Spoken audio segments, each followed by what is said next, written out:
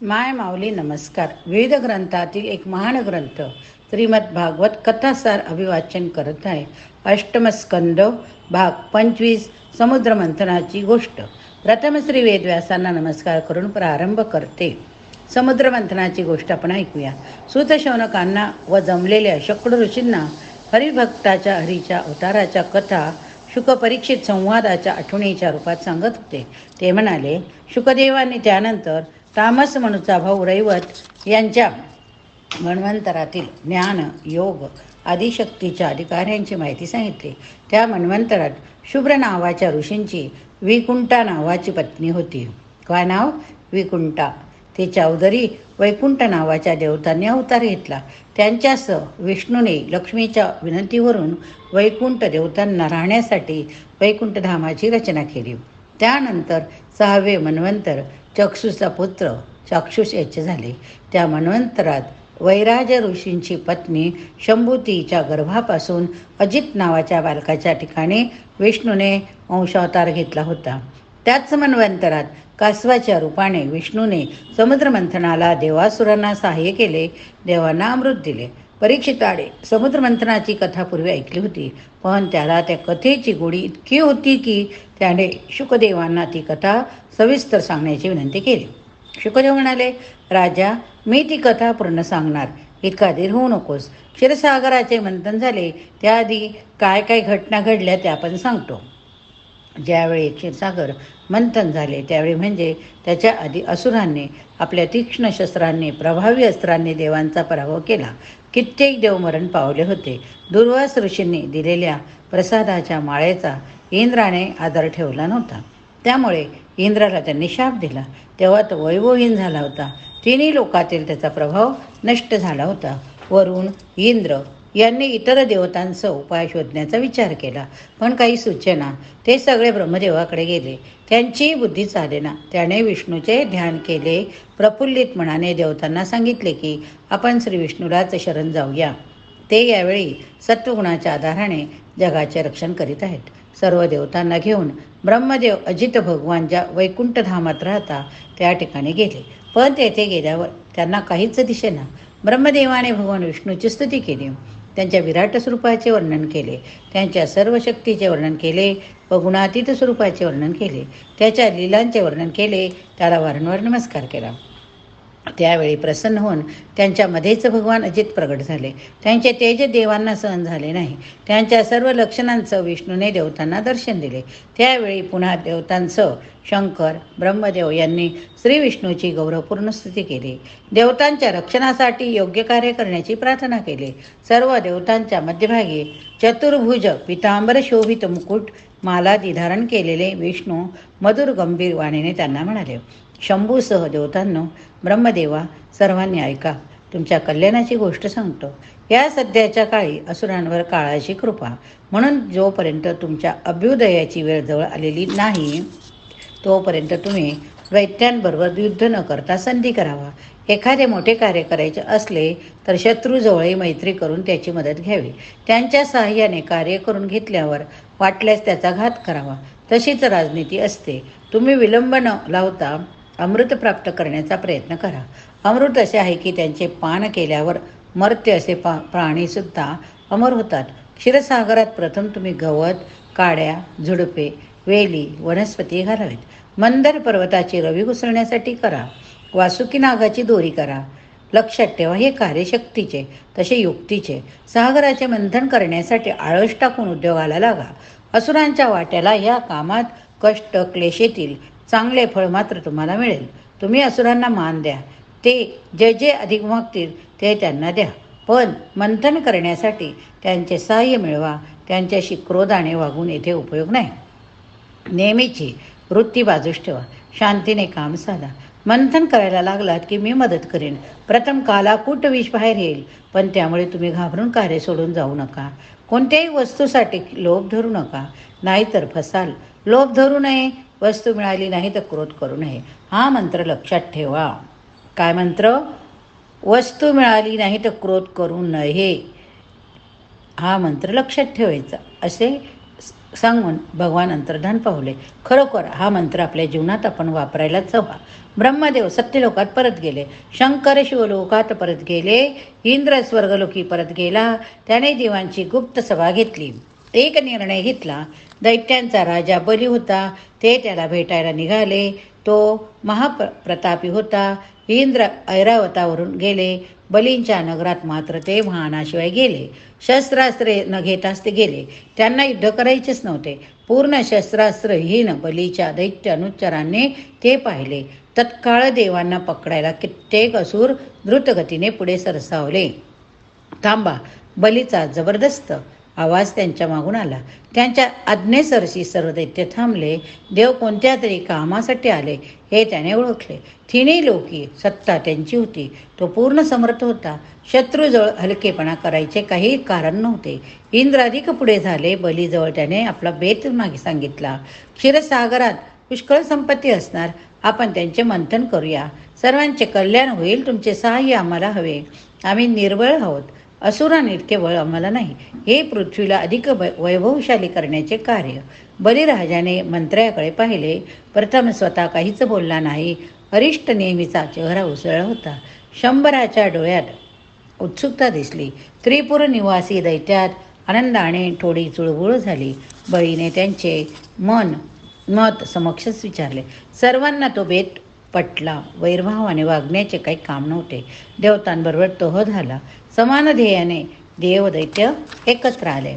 क्षीरसागराच्या तीरावर सर्वजण आले. सागर मंथन करायचे, पण नुसता द्रव्य घुसणार कसा?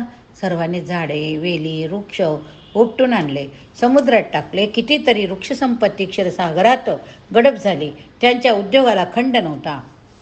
त्यानंतर घुसळण्यासाठी खांबासारखे काहीतरी हवे, तर हा विचार सर्वांच्या मनात आला. सागर ढवळायचा, घुसळायचा म्हणजे मोठी रवीच हवी. मंदार पर्वत चांगला उंच, त्याची रवी करूया. सर्व दैत्यांनी देवांनी आता मंदार पर्वताकडे मोहरा वळविला. मोठ्या प्रयत्नाने त्यांनी तो पर्वत हलवला, उंच उचलला. कित्येक दैत्य देव थकले. कित्येकांच्या कमरा मोडल्या. कित्येकाने हात सोडून दिले. पण एकीचे बळ उपयोगी पडले. सागर तीरापासून अर्ध्या अंतरापर्यंत सर्वांनी कसाबसा तो पर्वत उचलीत आणला. त्याच्यावरील काही सुटे सुवर्णवर्णाचे दगड खाली घरंगळत उडून पडत होते. कोणी दैत्य, कोणी देव पटकन चिरडून मरत होते. सर्वजण थकले आणि मध्येच तो पर्वत खाली बसला. कित्येक देवासुरांचे थवे चिरडून मेले. एकच हल्ल कोल्हळ उडाला. आता कसले मंथन, आता कुठले अमृत? उरलेले सर्व थापा टाकीत निराशेने शोक करू लागले. त्यावेळी गरुडावर आरूढ झालेले भगवान विष्णू तेथे आले. त्यांनी आपल्या हाताने अलगद मंदार पर्वत उचलला. गरुडाच्या पाठीवरून तो पर्वत उचलून तीरावर ठेवला. वरून गरुड उडताना भूमीवर देव दैत्य वायुगतीने त्यांच्या मागोमाग तीरावर आले. त्यांचे मोठे काम विष्णूने केले होते. मग देव दैत्यांनी वासुकी नागाला प्रसन्न केले. आम्ही क्षीरसागर घुसळून त्यातून अमृत काढणार आहोत. आणखी जी काही निघेल ती संपत्ती कितीतरी असेल. मंदार पर्वत सागराच्या मध्यभागी ठेवणार आहेत. त्यानेच घुसळणार, पण त्याला वेढून दोन्ही बाजूला खूप दूरपर्यंत उरेल अशी दोरी कुठून आणणार? तू बलिष्ठ आहे. तुला आमचे काम करायला आवडेल का? अमृत निघाले तर तुला पण देऊ. सर्वांच्यासाठी आमच्यासाठी तू दोरी हो. वासुकी सुस्वभावी होता. तो म्हणाला, मी आपले कार्य करतो, पण अमृताचा वाटा मलाही पाहिजे. तो मंदार पर्वत खडबडीत आहे.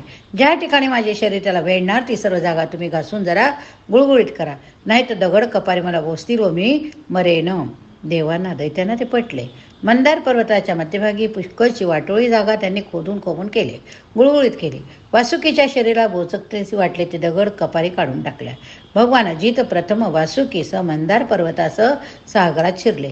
त्यांनी वासुकीच्या मंदाराला वेढण्यास सांगितले. त्याने सागरातील त्या पर्वताभोवती वेढे घातले. एका दिशेला त्याची शेपूट होती, एका दिशेला त्याचे तोंड होते. तोंडाच्या दिशेने त्यांचे अंग श्री विष्णूने आपल्या हातात धरले, पण दैत्यांना ते आवडले नाही. मुखांची बाजू श्रेष्ठ, शेपटीची बाजू कनिष्ठ. पण मग शेपटीकडे का म्हणून वासुकीचे अंग धरायचे? दैत्यांनी पुढे न होता तेथेच सागरात एका बाजूला गट केला. तेथे थांबून राहिले. तेव्हा विष्णूने वासुकीच्या शेपटीकडचा भाग धरला. दैत्यांनी मुखाकडील भाग हाती धरला. देवांनी शेपटीकडील भाग पकडला. एक ठराविक क्षणी सर्वांनी जय जयकार केला आपापल्या प्रमुखांचा. देवाने विष्णूचा, दैत्यांनी बलीचा. एकदमच दैत्यांनी वासुकीला ओढले. समुद्रातून ते मंदराला एका दिशेने फिरकी देऊ लागले. त्यानंतर देवांनी दुसऱ्या बाजूने वासुकीला ओढले. मंदर पर्वत पुन्हा विरुद्ध दिशेने फिरू लागला. पण मंदर पर्वत जसा उलट फिरू लागला तसा तो सागरात खाली खाली जाऊ लागला आणि वासुकीला फार ताण पडू लागला. मंदर पर्वताला खाली कशाचा तरी आधार द्यायला हवा होता. सर्वांची फारच निराशा झाली. आता काय करावे? असा कोण दृढ बलिष्ठ आहे की मंदाराला सहन करील व वर धरून ठेवेल? त्यावेळी भगवान विष्णूने एका मोठ्या कासवाचे रूप घेतले. भगवान विष्णूने कोणाचे रूप घेतले? कासवाचे. आणि सागराच्या तळाशी जाऊन मंदर पर्वताच्या खाली जाऊन तो पर्वत वर तोलून धरला. कासवांची पाठ कठीण असते.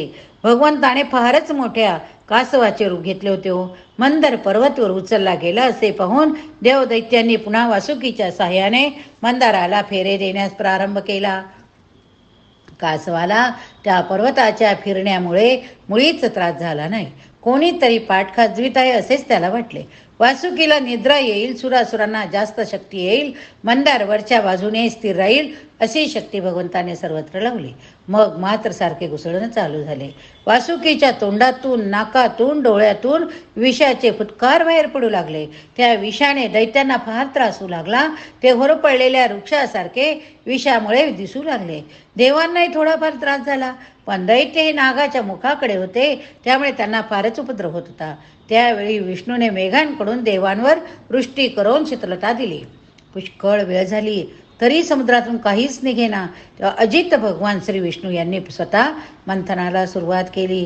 त्यावेळी समुद्रातील मत्स्य, मकर आणि प्राणी भयभीत झाले. समुद्रात प्रचंड खळबळ झाली. सर्वात प्रथम हलाहल नावाचे विष बाहेर आले. ते कोणीच घेईना. सर्वजण भयभीत झाले. ते विष सर्वत्र उडू लागले, पसरू लागले. सर्व देव प्रजापतीसह कैलासनाथ शंकरांना शरण गेले. शंकराची अत्यंत तळमळीने प्रजापतींची स्तुती केली. हलाहल विषाने सर्वांना संत्रस्त केले आहे. हे प्राणासकट निवारून त्रैलोक्याला वाचवा अशी विनंती केली. शंकराने तळावातावर सर्व विष एकत्र केले व पिऊन टाकले. जगाच्या रक्षणासाठी हलाहल पिऊन टाकले. एवढा त्याग आतापर्यंत फक्त ददितींनीच केला होता. हे परीक्षिता, तुला मी सांगितले, भगवान शंकराचा कंठ काळा निळा पडला, पण परोपकारी शंकरांना तो भूषणभूतच ठरलेला आहे. पण ते विष पित असताना थोडेसे विष भूमीवर पडले. ते सर्प, विंचू, प्राण्यांनी, विषारी वनस्पतीने शंकराच्या अनुमतीनेच धारण केले. देवदानवांना संकट टळल्यामुळे अधिक उत्साह येऊन त्यांनी समुद्रमंथनाला पुन्हा प्रारंभ केला. त्यावेळी कामधेनू सागरातून वर आली. ब्रह्मवादी ऋषींनी तिचा स्वीकार केला. त्यानंतर उच्चैस्रवा नावाच्या शुभ्रवर्णाचा घोडा बाहेर आला. बलीने तो घेतला. त्यानंतर ऐरावत नावाचा हत्ती बाहेर आला. त्यानंतर कौस्तुभमणी निघाला, तो विष्णूला दिला. त्यानंतर इच्छिलेली वस्तू देणारा कल्पवृक्ष निघाला. त्यानंतर अप्सरांचा उद्भव झाला. त्यांनी अत्यंत सुंदर वस्त्रे परिधान केली होती. गळ्यात सुवर्णाचे मोतिकांचे हार घातले होते. त्यांच्या विलासयुक्त डौलदार चालण्याने, मधुर बोलण्याने, नेत्रकटाक्षांनी देवांना आकृष्ट केले. त्या स्वर्गलोकात निघाल्या. त्यानंतर सौंदर्याची मूर्ती लक्ष्मी देवी प्रगट झाली. तिचे सौंदर्य, उदात्तता, यौवन, रूप, वर्ण, कांती विशेषतः आल्हाददायक दृष्टीने सर्वांचेच चित्त वेधून घेतले. लक्ष्मी आपल्याला मिळावी म्हणून प्रत्येकाची धडपड चालू झाली. मंथन थोडा वेळ थांबलेच. इंद्राने लक्ष्मीसाठी एक सुंदर आसन आणले. श्रेष्ठ नद्यांनी स्वतः सुवर्ण कलशात तिच्यासाठी पवित्र जल आणले. अभिषेकासाठी योग्य अशा सुगंधांचे वाण पृथ्वीने दिले. गायींनी पंचगव्य वसंत ऋतूने उत्कृष्ट फळे फुले आणून दिली. ऋषींनी अभिषेकाची उत्कृष्ट सिद्धता केली. गंधर्व मंगलसूचक गाणी गाऊन लागले. अप्सरा नृत्य करू लागल्या. मेघाने तर देहधारण केले. ते मृदुंग, डमरू, ढोल, शंख इत्यादी वाद्य वाजू लागले. लक्ष्मी सिंहासनावर बसली. दिग्गजांनी नाद्यांच्या पवित्र जलाने तिला अभिषेक केला. विप्रवेद म्हणू लागले. समुद्राने तिच्यासाठी आणखी पीत वस्त्रे दिली. वरुणाने वैजंतीमाला दिली. विश्वकर्म्याने निरनिराळे दागिने दिले. सरस्वतीने मोत्याचा हार, ब्रह्मदेवाने कमल, नागाने 2 कुंडले दिली. लक्ष्मीने स्वयंवर करायचे ठरवले. हातात माला घेऊन ती सर्वश्रेष्ठ योग्य पुरुष शोधण्यास निघाली. त्यावेळी ती फारच सुंदर दिसत होती. अवर्णनीय मुख, कमल शोभायमान, काळे घोर अलक मोत्यांची माळ, कुंडले, रेशमी पीत वर्ण वस्त्र परिधान, डोलदार सडसडीत भांडा, तेजस्वी नयनद्वय, आरक्त कपोळ, अत्यंत रेखीव नाक, लाल होष्ट, पायात शब्दयुक्त नृपूर, वैजंती मालेभोवती भुंगे गुंजारव करीत असलेले, सर्वांवर कळस आणे म्हणजे यौवन सुलभ मार्दव लज्जा यांच्या वैभवशाली मेळ. या ठिकाणी हा भाग आपण संपवूया. पुढील भागात उर्वरित भागात समुद्र मंथनाची गोष्ट बघूया. हरये नमः.